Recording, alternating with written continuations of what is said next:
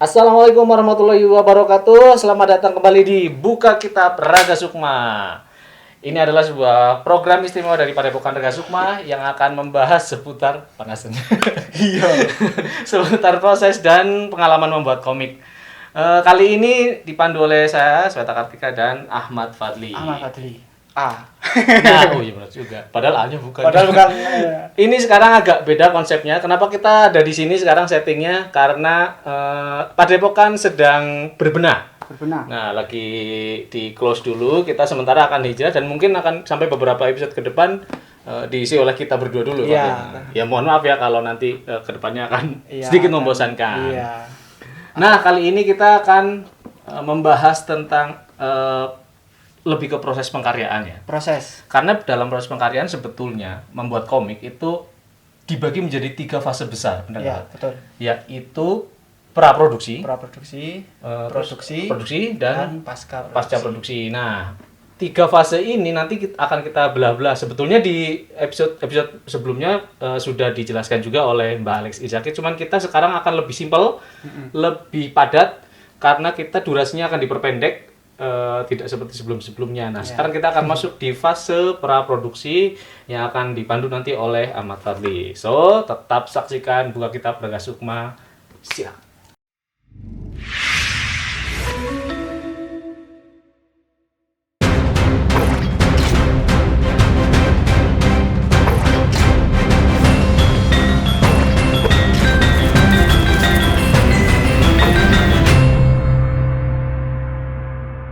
Ya, sekarang kita langsung masuk ke materinya. Mungkin berarti sudah siap? Siap. Oke.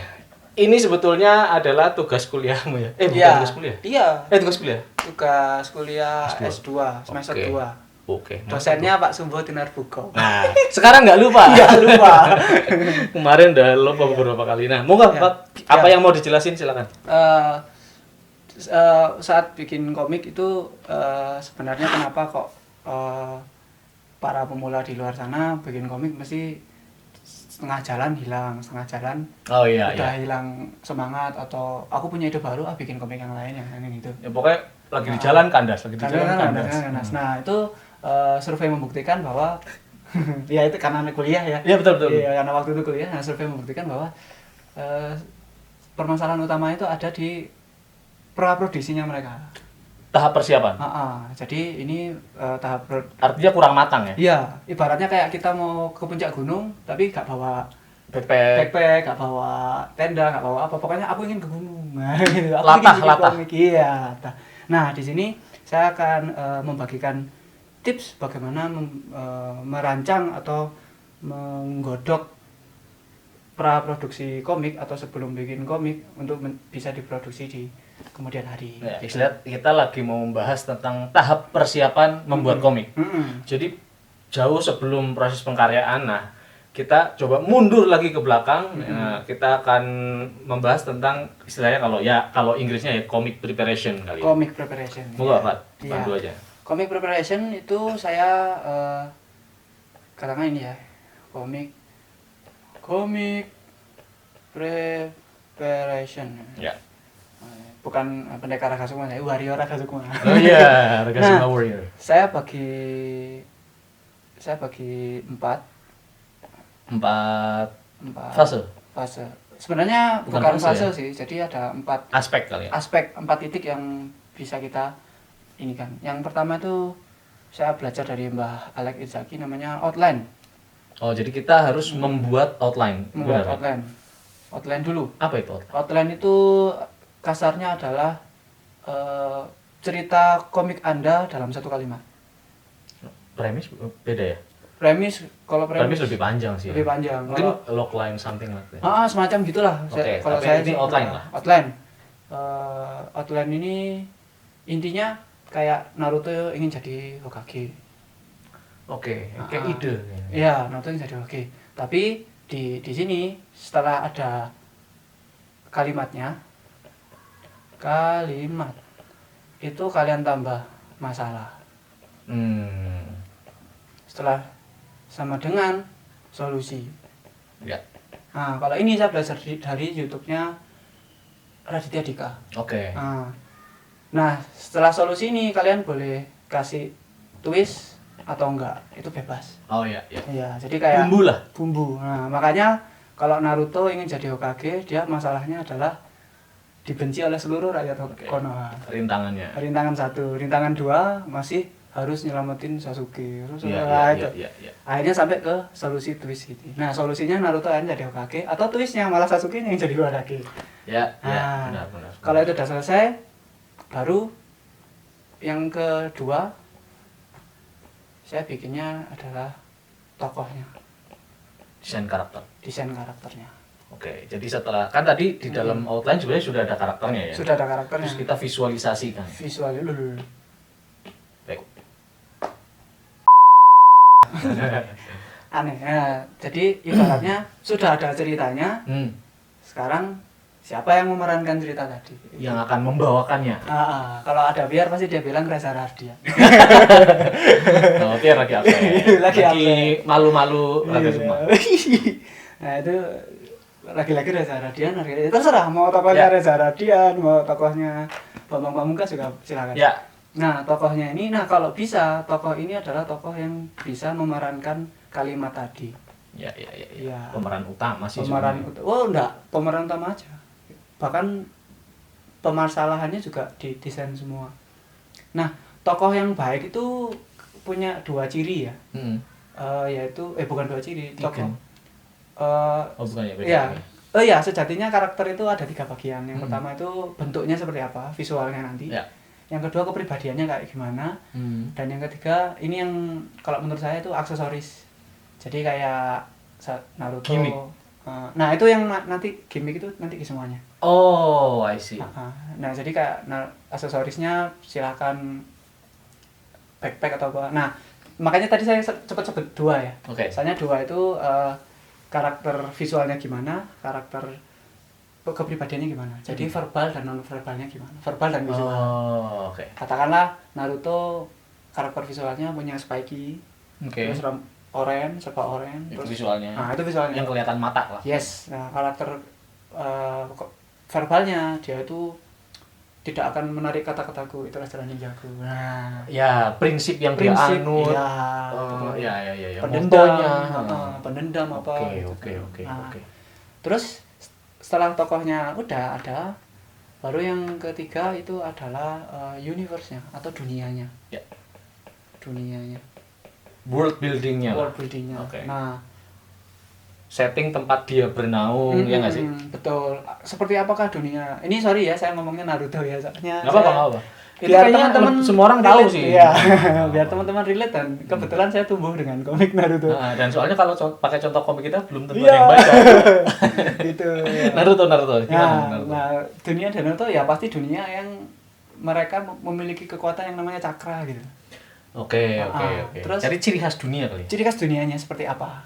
Berarti ini mengaruh juga ke apa ya? Aku bukan setting, tapi lebih ke tema ceritanya kan berpengaruh banget. Sangat.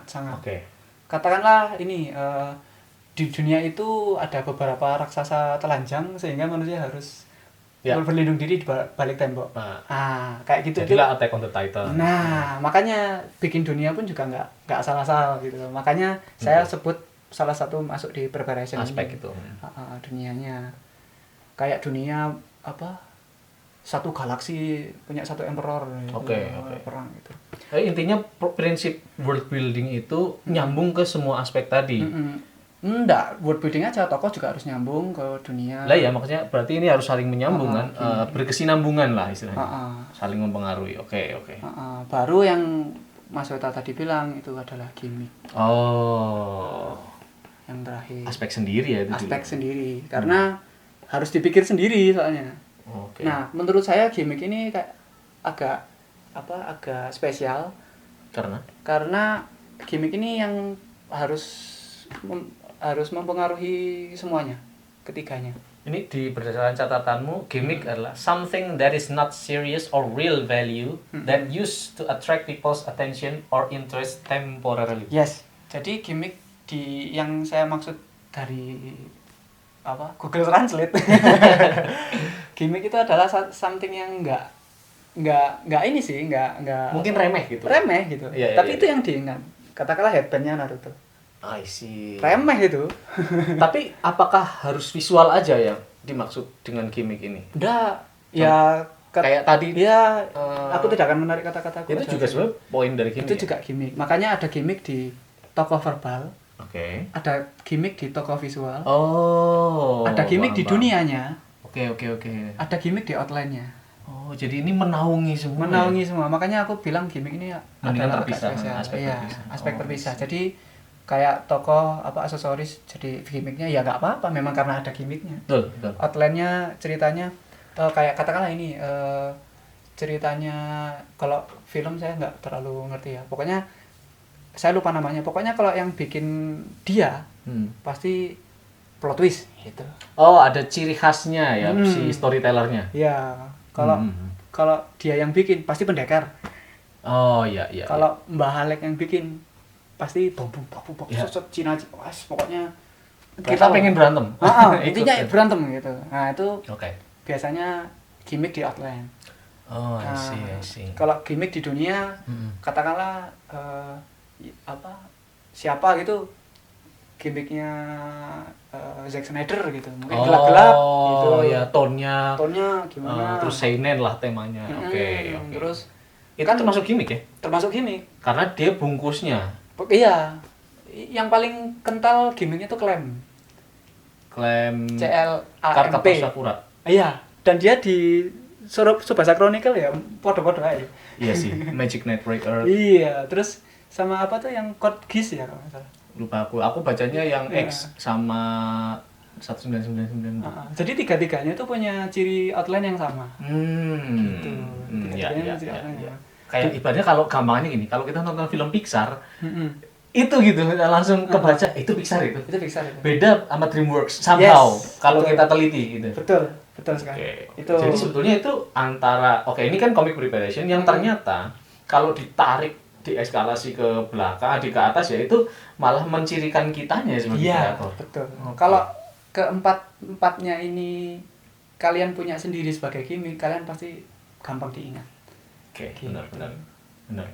Itu kita mungkin melakukan itu tanpa sadar. Karena sebetulnya balik lagi ke prinsip berkarya bahwa apa yang kita karyakan sebetulnya adalah apa yang kita sukai gitu. Betul. Kalau kita ngikut ya otomatis kita jadi kehilangan taste kita sendiri gitu. Makanya dengan pemahaman comic preparation dan 4 aspek yang menaunginya tadi, apalagi terutama yang faktor gimmick tadi, otomatis kita jadi harus mencari tahu kali ya. Betul. Kita itu interestnya mungkin apa gitu. Ini bagian penting juga loh dari comic preparation. Sangat. Kalau menurut saya sangat.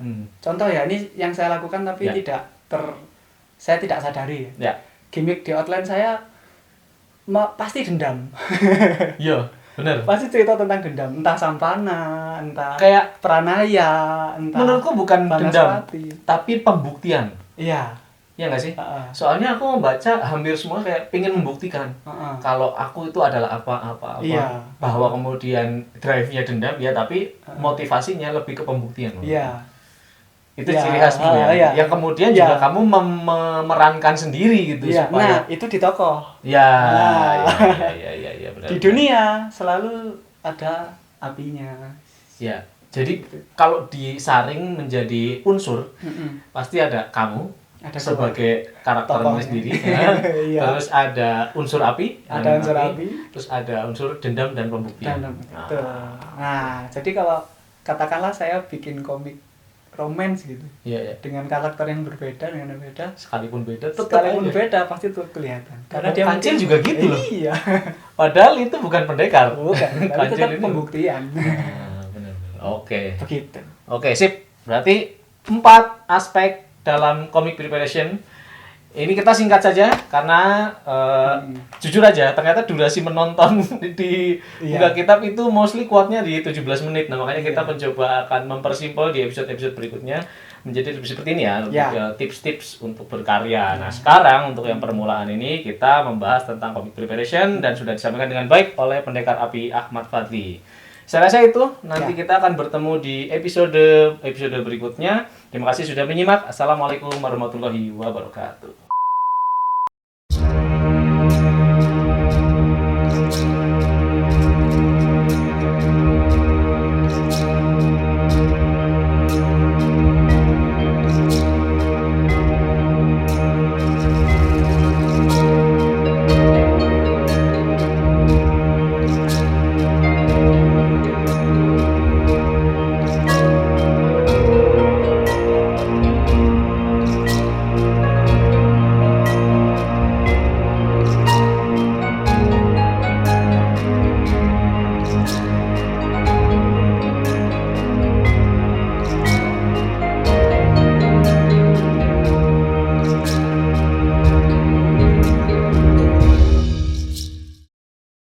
Download aplikasi Raga Sukma Komik di Google Play Store untuk menikmati komik-komik bernuansa pendekar karya para komikus dari Padepokan Raga Sukma. Kalian juga bisa melakukan pembelian komik cetak kami melalui laman Facebook Padepokan Raga Sukma. Terima kasih.